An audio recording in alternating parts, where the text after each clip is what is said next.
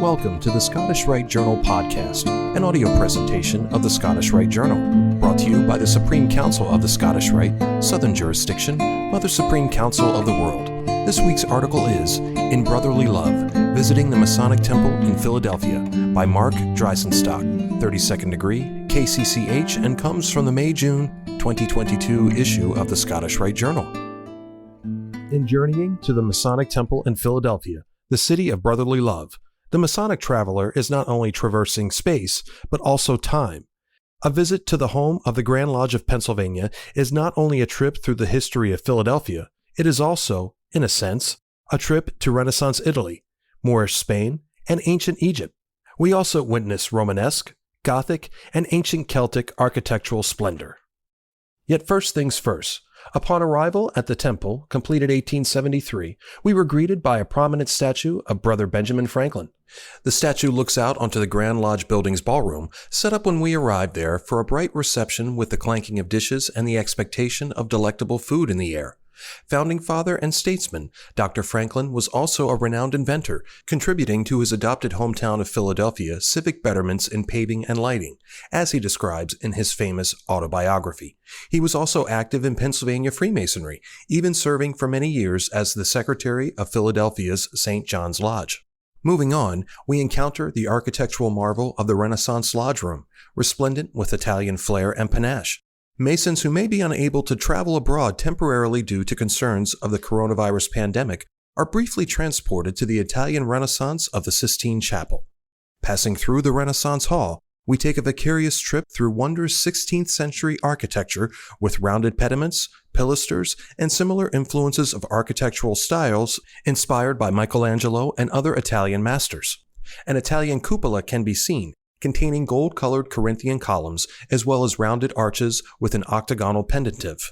Yet the tradition of Argental craft is also everywhere in evidence, for every expectation of the traditional Masonic lodge room is met in this and other halls, including the altar, tapers, and finely carved seats of the worshipful master, senior warden, and junior warden. In the atrium outside, an octagonal ceiling design sports 8 different Masonic emblems, including the square and compasses, the seal of Solomon, and the symbols of the Scottish and York rites of Freemasonry. Next, in Corinthian Hall, we enjoy a tour through ancient Greek mythology and classical literature, with scenes depicting the adventures of the monster slayer Perseus, the tale of Jason and the Argonauts, as well as the recounting of Jason's betrayal of his wife, the sorceress Medea, and her terrible revenge. Euripides' tragedy of Medea, as well as other classical tales, are conveyed in glorious murals that decorate the walls. Our tour guide noted wryly that this Greek room has prominent inscriptions in Latin rather than Greek. The Latin phrase, fiat lux, let there be light, for instance, appears in prominent letters in the Masonic east of the room. The Scottish Rite's seminal Morals and Dogma lauds the great mysteries and primitive truths of ancient Egypt, 23rd degree, Prince of the Tabernacle lecture. While the Philadelphia Masonic Temple has rooms devoted to the Blue Lodge and York Rite and not the Scottish Rite, the building shares in its Egyptian room the Scottish Rite love of Egyptian mystery, architecture, and hieroglyphics which permeate our degree system. We were also presented with the original 1888 design renderings for Egyptian Hall by building designer George Herzog. This exotic and colorful rendering evocative of the ancient land of the pharaohs accompanies this article, as if to say, O Isis and Osiris, as Mozart and his librettist Schikaneder exclaim of the Egyptian goddess and god in the Magic Flute, their world-renowned opera set in ancient Egypt and filled with Masonic-inspired lore. We move next to the Norman Room, which rejoices in Celtic designs and Romanesque architecture.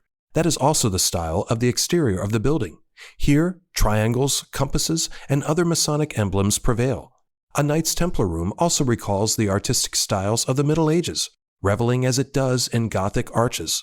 The Oriental Hall Lodge Room is also a wonder to behold. The decor was adapted from rooms of the Alhambra, the medieval Moorish palace in Granada, Spain. We read in the Masonic Temple in Philadelphia, a National Historic Landmark, page 56. This excellent pictorial book by Glennis A. Waldman and Michael B. Harrison we can recommend as both an excellent guide and treasured souvenir of one's visit. In the hallways, images of the 4 cardinal Masonic virtues of temperance, fortitude, prudence, and justice abound, in statues as well as stained glass. Also prominent are statues of beauty and wisdom. the latter holding a book illustrated with the Pythagorean theorem, the statue in this case carved by Joseph A. Bailey. The 5 orders of architecture in columns, the Doric, Ionic, and Corinthian of Greek antiquity, and the Tuscan and Composite of Roman tradition, are celebrated throughout the building.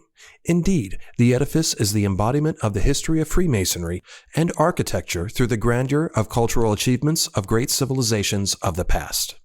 The Philadelphia Temple also hosts a Masonic Museum and a spacious library and an archive that we were not able to explore during our visit. Indeed, it would take many visits to take in all that the building has to offer.